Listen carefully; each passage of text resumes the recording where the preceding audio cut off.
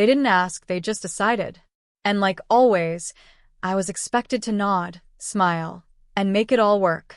My name is Alexa Thompson. I'm 28 years old, a senior accountant at a firm no one outside of finance has ever heard of.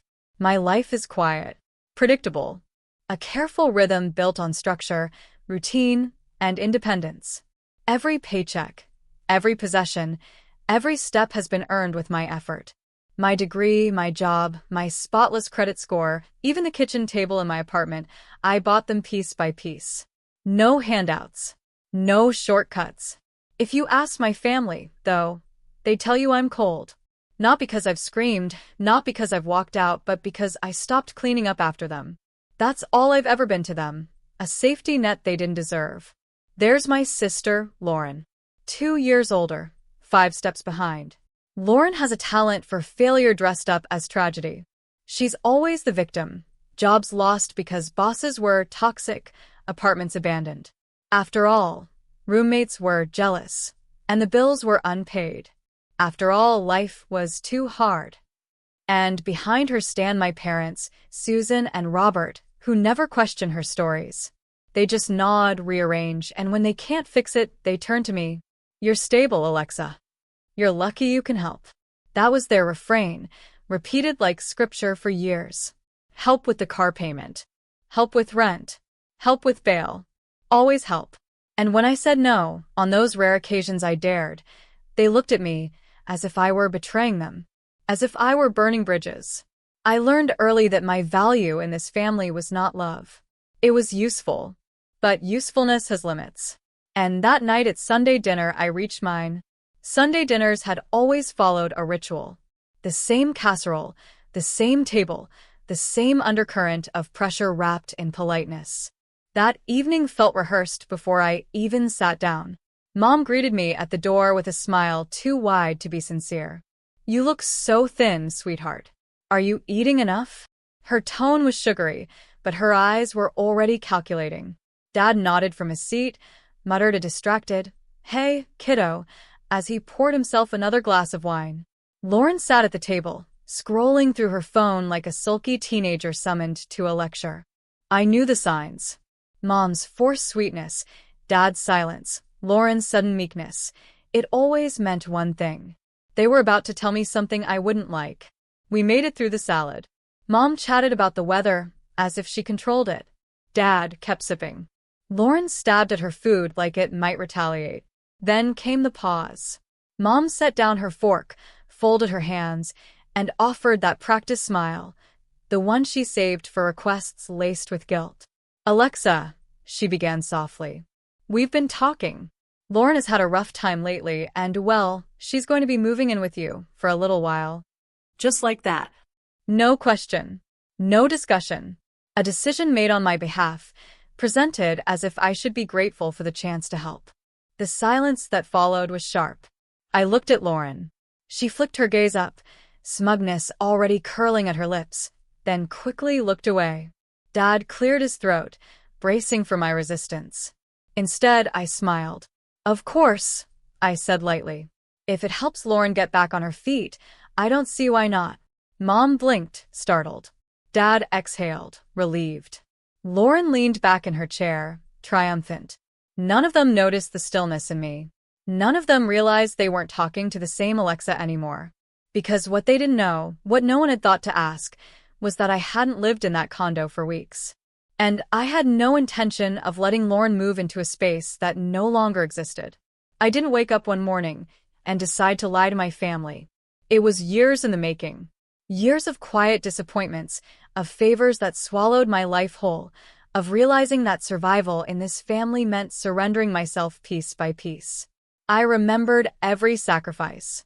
At 21, when Lauren's car was repossessed, she called me sobbing. Said she couldn't keep her new job. Said this one was different. I co-signed for her. She stopped showing up 3 weeks later. My credit took the hit.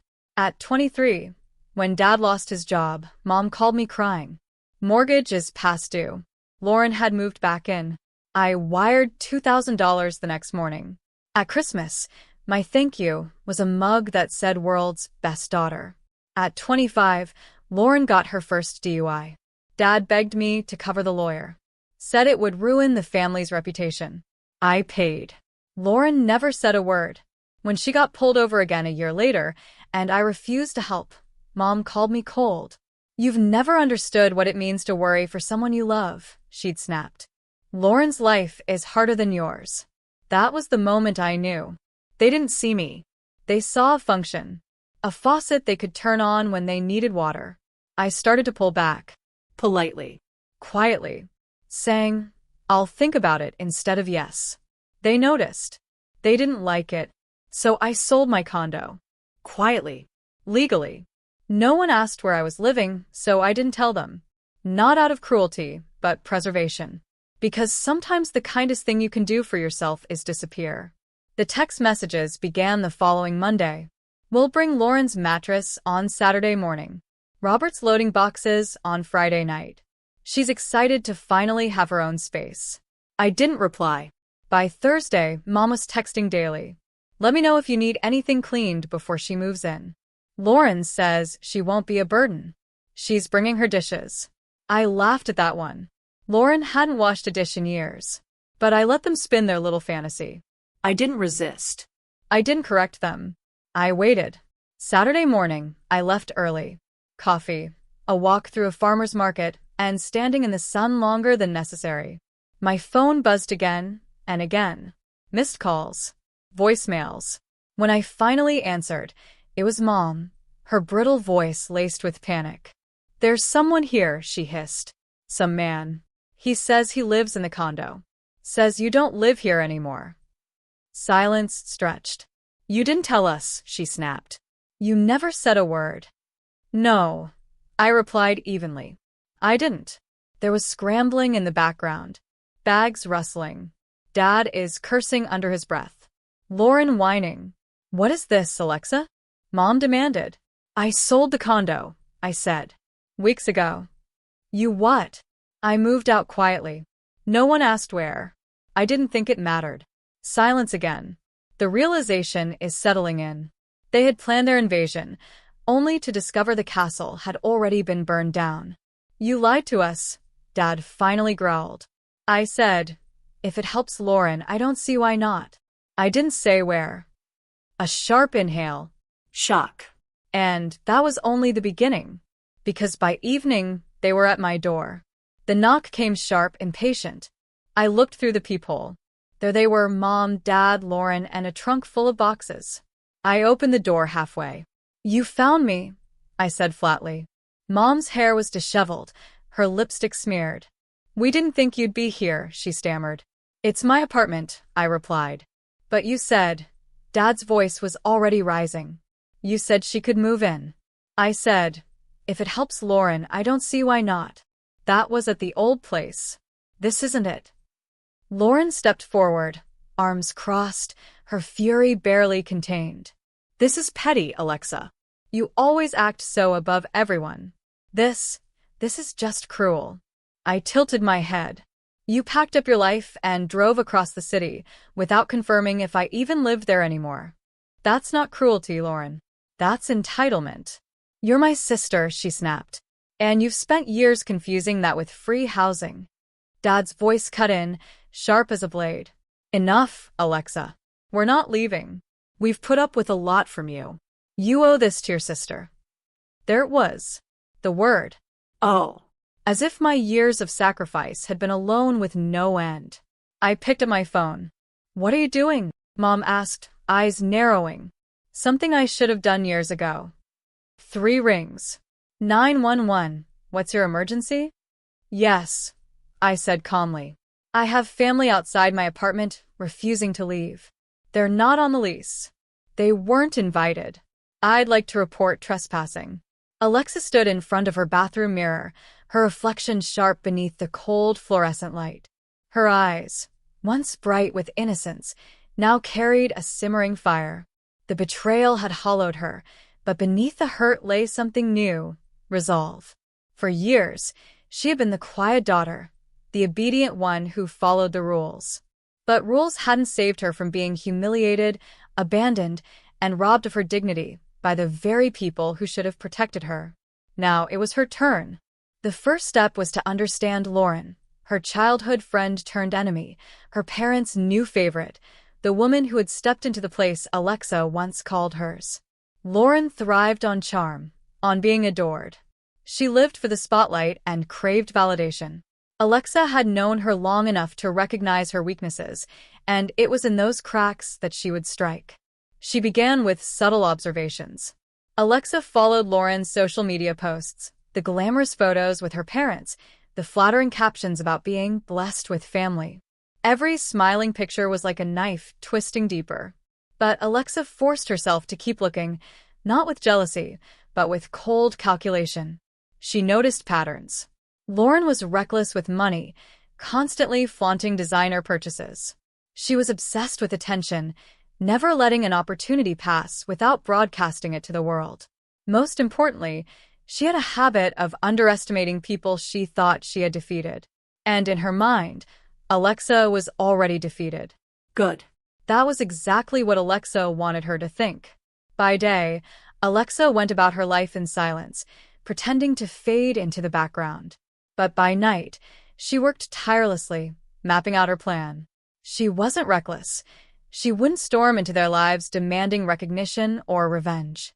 No, she would make them unravel from within, expose the lies they had built around themselves, and take everything they had stolen from her. Weeks passed, and Alexa began positioning herself strategically. She reconnected with people from her past, the ones who still remembered her not as a failure, but as someone kind, brilliant, and underestimated.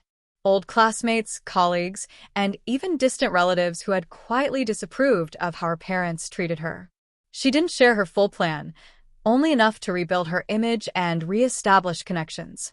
It was through one of these connections that Alexa discovered something startling. Lauren wasn't as perfect as she pretended to be. Behind the filtered smiles and curated image, Lauren was hiding debts. She had been borrowing heavily, using Alexa's parents' influence as collateral, and gambling with risky investments that were starting to crumble. Alexa's lips curved into the faintest smile when she confirmed it. This wasn't just about revenge anymore. This was about justice, about watching her betrayers choke on the consequences of their arrogance. But Alexa didn't act immediately. She played the long game, weaving herself carefully back into the edges of their world. At family events, she showed up looking calm, distant, untouchable. When Lauren tried to provoke her with smug comments, Alexa didn't flinch. Her silence unnerved them more than any outburst could have. And then came the moment Alexa had been waiting for. At a charity gala hosted by her parents, Lauren was the star of the evening, basking in attention, draped in a gown worth more than Alexa's yearly rent. But Alexa had already arranged for something else to take center stage. Halfway through the night, whispers began to ripple across the room. Phones lit up, screens flashed with breaking news. A scandal had just surfaced online, documents exposing Lauren's hidden debts, her reckless financial dealings, her betrayal of investors who had trusted her. Names were named, figures revealed, evidence undeniable. Alexa stood near the back of the hall, a glass of champagne in her hand, watching as chaos unfolded. Her parents' faces drained of color. Lauren froze mid-laugh, her confidence cracking under the weight of public humiliation. Guests began to murmur, some stepping away from her as though her disgrace were contagious. And Alexa? She simply sipped her drink, her expression unreadable. It was only the beginning. But revenge, Alexa realized, wasn't as clean as she had imagined. Because as Lauren's empire crumbled, Alexa felt something unexpected, a pang of sympathy. She remembered the girl Lauren used to be, the one who shared secrets with her under the covers during sleepovers, the one who once called her sister. For a fleeting second, Alexa questioned herself. Was she becoming as cruel as the people she hated? Her doubt lasted only until her parents turned their eyes toward her, filled not with shame for what they had done, but with suspicion. They hadn't learned. They hadn't changed. In their minds, Alexa was still the problem, the unworthy one, the mistake. That was when Alexa knew her plan wasn't over. It had only just begun. The next phase required patience, and patience she had in abundance. She infiltrated Lauren's circle, gaining trust where trust had been broken. She offered comfort when others abandoned her, playing the role of the sympathetic friend. Lauren, desperate and broken, leaned on her without realizing she was leaning on the very person dismantling her life. It was intoxicating, watching the pieces fall into place, knowing she held the power now. But just when Alexa thought she had control, something shifted. Late one evening, as Alexa walked to her apartment, a figure stepped out from the shadows. It wasn't Lauren. It wasn't her parents. It was someone she didn't recognize, a man in a dark coat, his eyes sharp and knowing. "You've made enemies," he said quietly, his voice carrying a weight that sent chills down her spine. "And not just in your family. Be careful, Alexa. Some games don't end the way you think they will." Before she could respond, he disappeared into the night, leaving her standing frozen on the empty street. For the first time since she began her revenge, Alexa felt fear. Real fear. Because she realized this wasn't just about family betrayal anymore. Someone else was involved, someone watching her, someone who knew too much. And suddenly, the hunter felt like the hunted. Alexa Thompson had learned the hard way that trust in her family was a currency she could never spend again. Betrayal had been a constant, loyalty a one-sided contract, and love had always come with a price tag. But now, as she stood in the quiet safety of her new apartment, she felt something she hadn't felt in years: control. Weeks after the gala, Alexa's careful maneuvers began to take effect. Lauren's financial missteps, once invisible behind smiles and curated social media posts, were now unraveling. Alexa had leaked small, carefully timed hints to Lauren's investors, exposing missed payments and hidden debts. The whispers spread like wildfire, eroding Lauren's credibility among the very people who had fawned over her. Alexa didn't gloat. She watched from a distance, keeping her face calm, her expression unreadable. That was part of her strategy, always invisible until the right moment. And while she planned, someone else lingered at the edges of her life. A man. Tall, mysterious, always appearing just out of sight. She hadn't caught his name yet, but his presence was unsettling. He didn't approach her directly, only left traces, an email hinting he knew her next move, a parked car that seemed to follow her route home, a shadow in the reflection of a store window. At first, it terrified her, but fear, she realized, could be weaponized. Just as she used silence against her parents and Lauren, she now used it against him, ignoring the signs, acting as if she didn't notice, letting him overreach and reveal himself. Her first direct contact came in an encrypted message. "Alexa Thompson, your little game has larger players. Step carefully, or your enemies won't be just your family." She read it twice, then smiled. "Good. Let them think they can intimidate me. I'll show them what real power looks like." The next day, Alexa arranged a coincidental meeting with Lauren at a downtown cafe. Lauren, desperate for guidance as her creditors began calling, agreed without hesitation. She walked in smiling, unaware that every word, every reaction, every slip would be catalogued. Alexa sipped her coffee and let Lauren talk about debts, about her parents, about how unfair life had been. Every sentence was a trap. Every sigh was a confirmation of weaknesses Alexa could exploit. By the end of the hour, Lauren left the cafe exhausted and confused, and Alexa felt a thrill of clarity. She didn't need to fight with her hands or shout. Her weapon was precision, patience, and invisibility. That night, Alexa sat in her apartment reviewing her files: bank statements, legal documents, old messages, and social media screenshots. Every favor she had ever done for Lauren, every dollar she had lent or paid on her behalf, was recorded. Every incident of betrayal, every lie, every manipulation, is cataloged. Alexa's plan wasn't just revenge, it was a statement. She wasn't going to merely expose Lauren. She was going to reclaim everything that had been stolen from her: respect, control, and dignity. And yet, even as she worked, a new emotion began to stir: desire. It started subtly. One evening, she met Ethan, a young forensic accountant she hired to help trace Lauren's financial entanglements. He was brilliant, patient, and unflinchingly honest, a mirror to the discipline Alexa herself practiced every day. Their conversations began professionally, but soon lingered longer, sliding into personal territory. She found herself laughing quietly at his dry humor, noticing the way his eyes lingered on hers a moment too long, and feeling a warmth she hadn't allowed herself in years. It was dangerous, of course. The wrong connection could derail her revenge, expose her strategies, or even become leverage for her enemies. But in Ethan's presence, Alexa felt more alive, sharper, more determined. She realized that her strength wasn't just in meticulous planning, it was in the people she could trust now, selectively, and the emotions she could finally allow herself to experience without guilt. The tension reached a peak during a board meeting Lauren had called for one of her failing investment ventures. Alexa, under the guise of assisting as a consultant, was present to observe. Lauren, desperate, pleaded with investors for leniency, her usual confidence cracking. Alexa remained silent until the perfect moment. She slid a carefully prepared dossier across the table. Bank statements, unpaid loans, legal notices, everything Lauren had tried to hide. The room went silent. Investors exchanged looks of shock and dismay. Lauren's hands shook, her mask of control slipping completely. How did you get this?" Lauren whispered, her voice trembling. Alexa looked at her sister, calm, precise, and unyielding. "I've been paying attention. All along." The room erupted in murmurs. Phones clicked. Cameras discreetly recorded. Every whisper, every document, every misstep now had witnesses.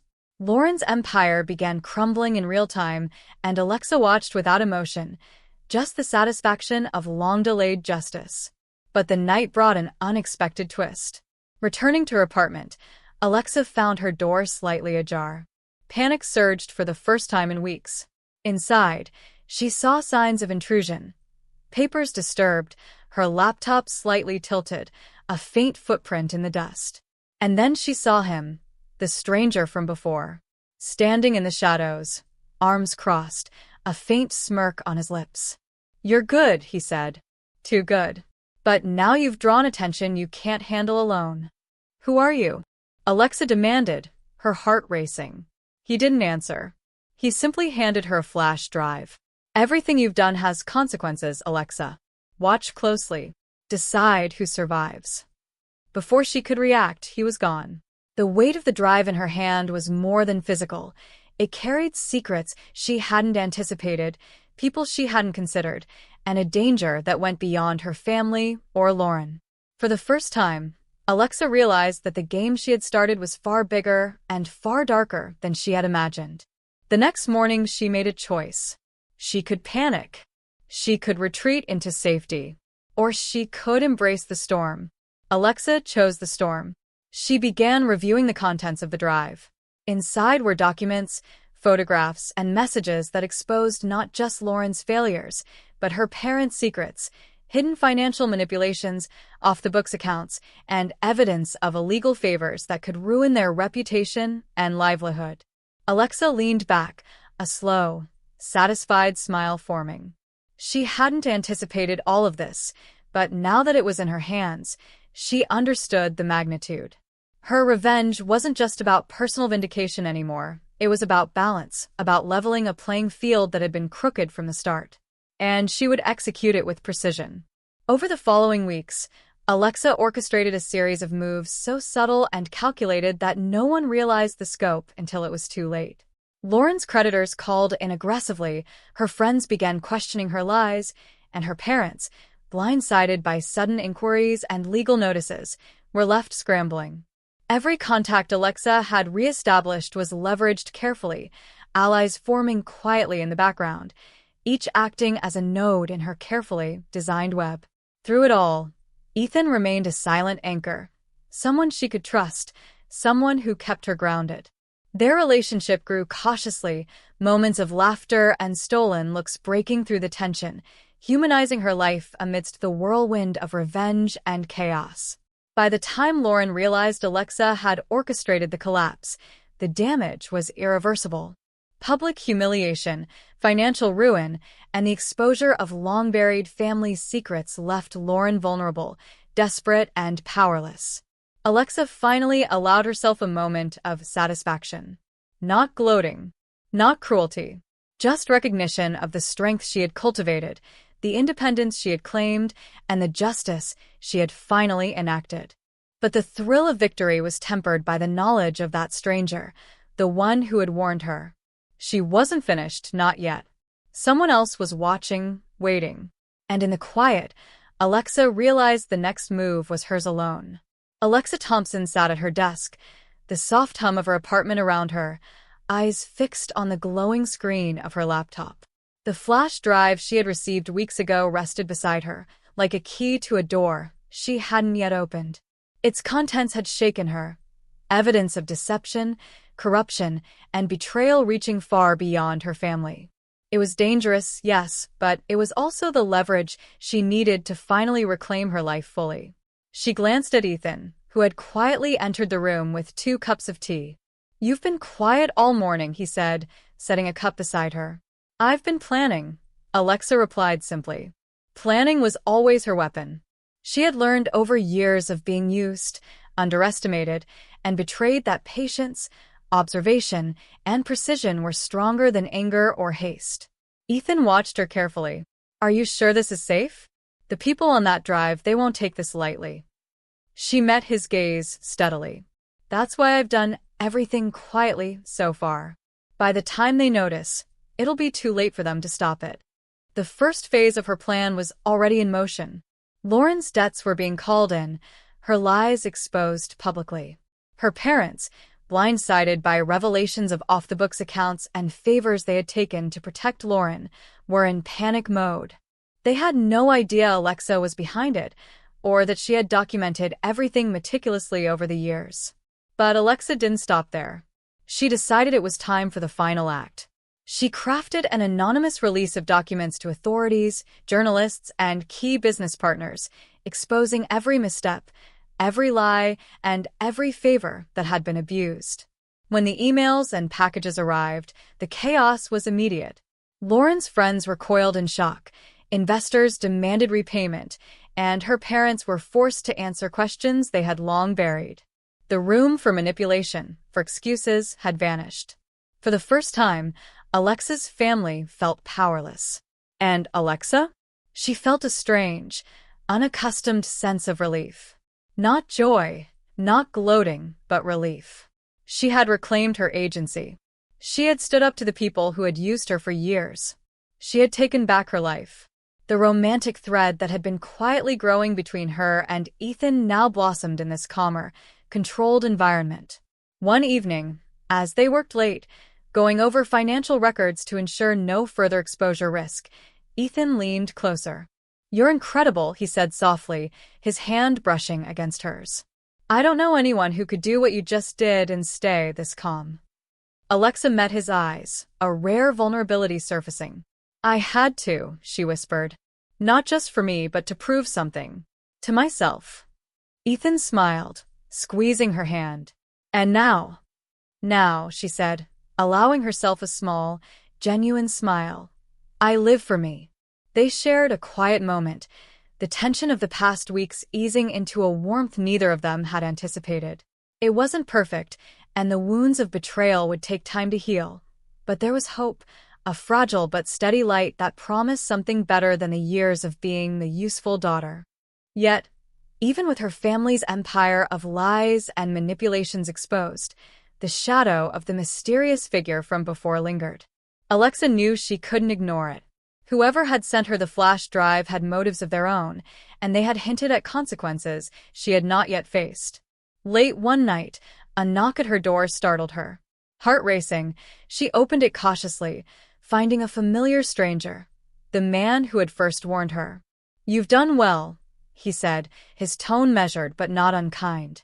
"But this is just the beginning. Some people won't forgive what you've done." Alexa stood tall, the fire in her eyes unwavering. "Let them come. I'm not who I used to be. I've survived worse, and I'll survive this too." The stranger nodded, a faint smirk crossing his face. Good. Just remember, Alexa, power can be a dangerous thing. Use it wisely. And with that, he disappeared into the night, leaving her alone, but no longer afraid. Morning brought clarity. Alexa reviewed the aftermath. Lauren's public humiliation, her parents scrambling, and her standing as someone finally unbound from the manipulations of others. She knew there would be whispers, accusations, and perhaps even hatred, but none of it mattered. For the first time, she had lived entirely for herself. Alexa called her lawyer and officially severed all financial ties to her family, ensuring that no future requests for help could ever reach her. She blocked every lingering line of communication that threatened her peace. Her apartment, her sanctuary, was hers alone. And then there was Ethan. "You ready for breakfast?" he asked, leaning against the doorframe, eyes warm. Alexa smiled, a real smile that carried the weight of years of struggle and the promise of freedom. "I am. And after that, we plan the rest of our lives." Outside, the city thrummed with life, unaware of the quiet victories being won behind closed doors. Alexa poured herself a cup of coffee, feeling the sunlight spill across the apartment floor. She could have felt empty, bitter, or vengeful, but instead, she felt whole. Weeks later, Alexa finally allowed herself to reflect on the past. Every favor she had given, every moment of self-sacrifice, every time she had been used, none of it was wasted. She had learned, adapted, and transformed. The family that had tried to define her by usefulness had lost their hold. And for the first time, Alexa understood something profound. The greatest revenge wasn't in destruction, it was in reclamation. It was in taking back her life, her peace, and her future. Lauren eventually moved out of the city, attempting to rebuild what little reputation she had left. Her parents, humbled and chastened, began to reevaluate their actions, though Alexa no longer sought their approval. She had built her fortress, one that they could not penetrate. And Ethan? He became her partner in life and love, a quiet strength beside her. Together, they forged a life built on trust, respect, and shared values, not obligation or guilt. Alexa Thompson had finally become the person she was always meant to be, strong, independent, and unafraid. The scars of the past remained, but they were hers to keep, reminders of resilience rather than chains of obligation. And as she looked out at the skyline from her balcony, coffee in hand, she allowed herself one final thought. I survived their chaos. I reclaimed my life. And now nothing and no one can take it from me. For Alexa, the story wasn't about revenge alone. It was about survival, empowerment, and the quiet, unshakable power of choosing oneself. The city moved on beneath her, unaware of the battles fought, the victories won, and the silent strength of a woman who had finally found her voice. And this time, she wouldn't be silenced again.